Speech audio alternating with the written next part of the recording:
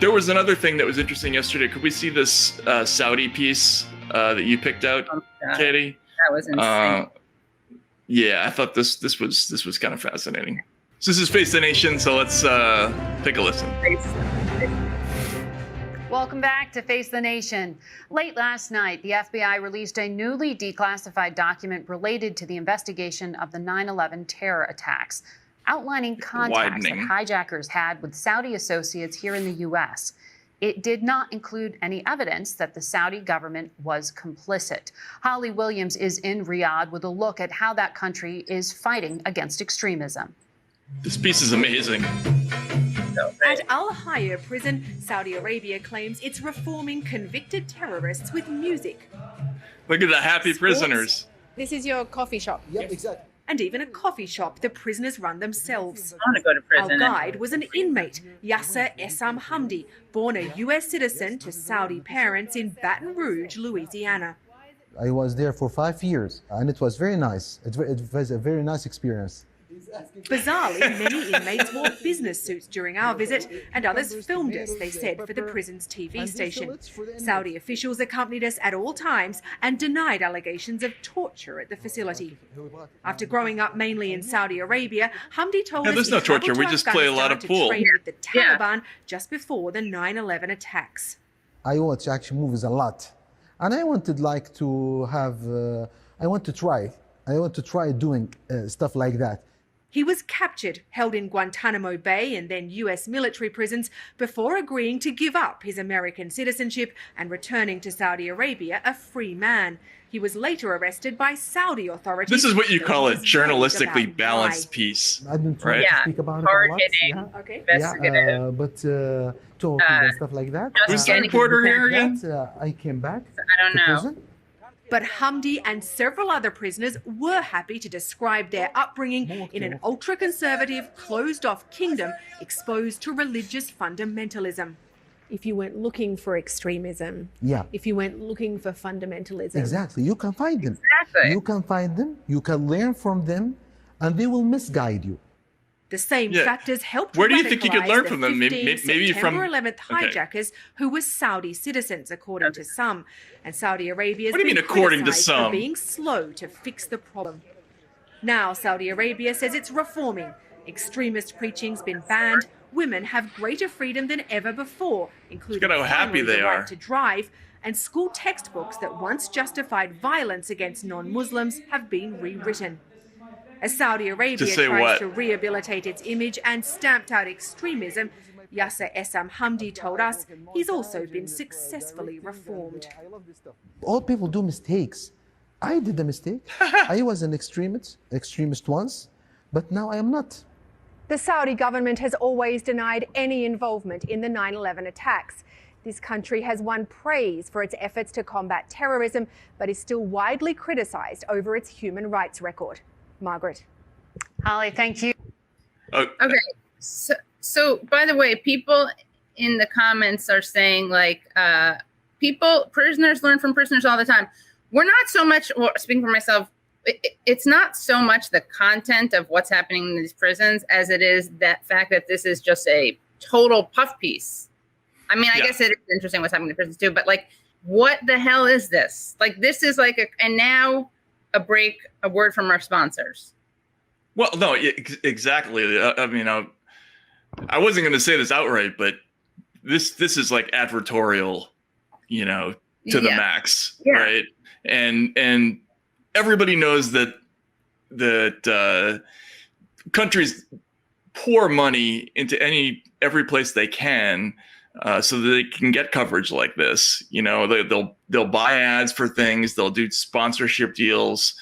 When I first saw this, my first thought was to look at the lobbying numbers for Saudi Arabia over the last 5 years. Matt, if we could take a look at the open secrets data, there's a graph that I think is interesting.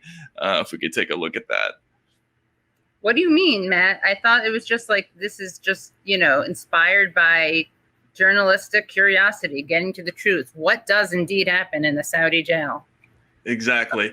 So here's just the legal I think these are the FARA numbers, right? So the Foreign Agent Registration Act numbers. So if you're legally donating money as a foreign lobbyist, the total government spending is $2.4 million, and then the non-government Saudi spending is another 2.6. So let's just say $5 million of legal lobbying. But look at that graph. Isn't that an interesting spike in 2018? Now, do we remember what happened in 2018?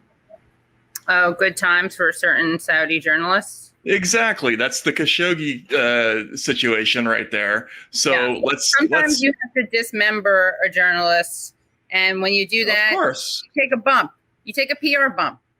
Right. So what are you going to do? You gotta recalibrate. Yeah, you just let's take 8 minutes of oil revenue and throw it at the United States sort of media complex. And see if maybe we can turn around some of those frowns and turn them into smiles. I mean, this is just look.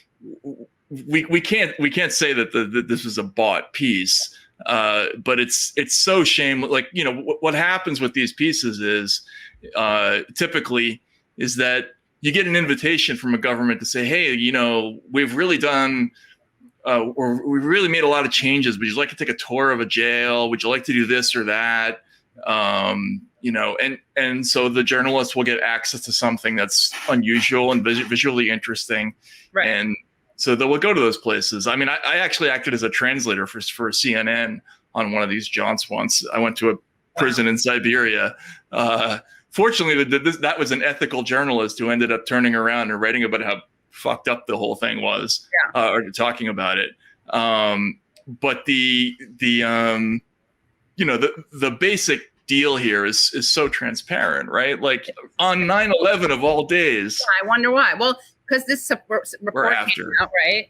And they are being, the world is kind of being reminded of the fact that the Saudis were flown out. Remember, like I actually rewatched Fahrenheit 9/11 on Friday because Moore was showing it again, like live streaming it, and did a Q&A after and had some really great guests on. And just remembering that they just, like, you couldn't take a flight.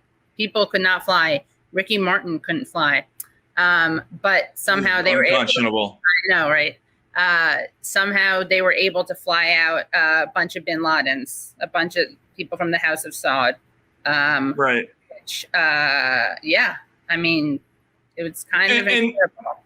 And if we were going to bomb anybody, look, Afghanistan was, a logical choice. I wouldn't say I would have done it. I was against it at the time, but there's logic in it because bin Laden was there, Al Qaeda was there, et cetera, et cetera. But the first in line for me should have been Saudi Arabia if you were thinking along those lines, because they had provided, financial and logistical support for a whole series of things that led to that disaster.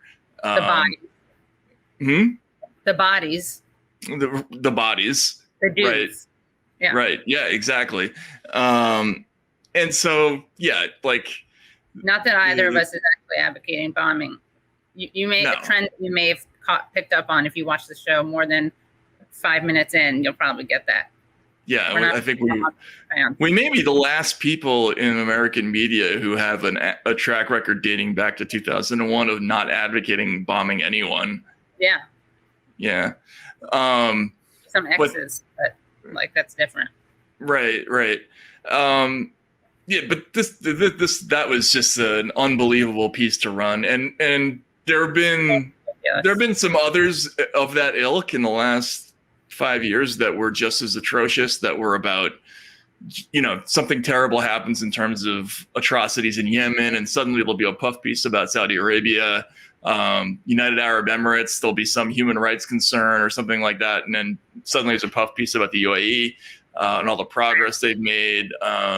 It's funny because it reminds me of Norman Finkelstein, friend of show, Norman Finkelstein, was on Democracy Now! Once and was asked to respond to I believe it was a Thomas Friedman profile of Mohammed bin Salman. Oh, right. Yes. Right. right? Or I always confuse him and David Brooks, but I think it was Thomas Friedman. Yeah, that's his lane. That's right. Who was he comparing Bin Salman to again? I forget. But we should look that up. Yeah, it was like Bobby Kennedy or something like that. No, and he was like, I don't want to say anything because they're children, they're kids here. He's referring to Democracy Now! And Amy Goodman's like, please don't curse because we are syndicated live radio. Blah, blah. He's like, all right, well, that was that piece was a protracted blowjob. Blowjob. Yeah. Yeah, we have to go back and look at that one because I remember that Friedman Bin Salman thing. It's atrocious, and foreign reporters all know because this is what their daily lives are like. You know, they sit around they used to sit around at you know the actual offices of the place, but most of them are now just stringers in the area. But they're constantly given these little press releases by governments or people close to governments or think tanks or whatever, and they're giving invitations to go places. Do a story about this or that, and most of them decline because it's just so transparent. But that one was really bad. I know. So they need to hire us to tell them how to do their own PR better. Yeah, Saudi Arabia asked us to go do a happy story about their prison system, but we told them to fuck off. But that wasn't what happened. Hello, thank you so much for listening to and watching Useful Idiots. For full episodes and extended interviews, please subscribe at usefulidiots.substack.com. You can subscribe on YouTube at youtube.com/usefulidiots for clips, live streams, and full episodes. Also, subscribe to us wherever you find your podcast. Follow us on Twitter at UsefulIdiotPod and use the hashtag UsefulIdiotsPod. Join us Mondays at 10 a.m. for the Useful Idiots Monday Morning Show, where we discuss the Sunday morning news shows so you don't have to watch them.